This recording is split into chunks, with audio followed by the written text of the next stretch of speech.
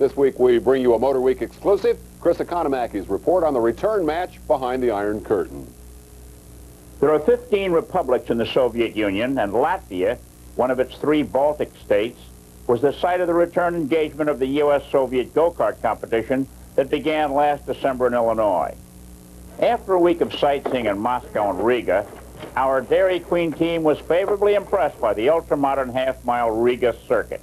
The circuit really is beyond comparison. I don't think we have something quite like this in the U.S. The circuit and the cars are excellent, I think. The track here, I think, is the best I've ever seen, even from the States. The kart course, inside one of only 3 road courses in the entire Soviet Union, was inaugurated with a ceremony that would have drawn high marks from Charlotte Motor Speedway impresario Humpy Wheeler. Recalling their defeats on the Peoria and Chicago events of last year, the Soviets were, in keeping with their symbol, loaded for bear. The host riders, all holders of their country's top rating, Master of Sport, won 4 of the 7 races, with 3-time champion Bushlakov the star. First American to win was 17-year-old Paige Jones, playing hooky from his senior high school class in Southern California, but with the blessing of his Indy-winning father, Parnelli. I'm having a fun vacation because it's I'm not going to school and I'm racing. Best thing I can do.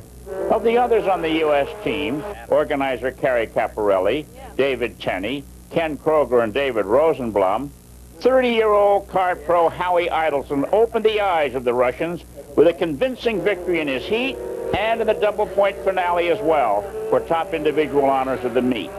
How are you going to celebrate tonight? Spend all my rubles. Though the visitors lost out on points, the significance of the meet was put into perspective by the president of the Auto Competitions Committee United States, Burdette Martin, who served as the official international observer. Oh, I think it's opening up an international competition that we haven't seen before for young men. I think it's terrific. Making the week memorable for the Yanks were 2 young Soviet interpreters, neither of whom have a car or a driving license, but who quickly formed their own opinions of the American drivers. Well, I love them, actually. I enjoyed staying with them very much, so I'll miss them.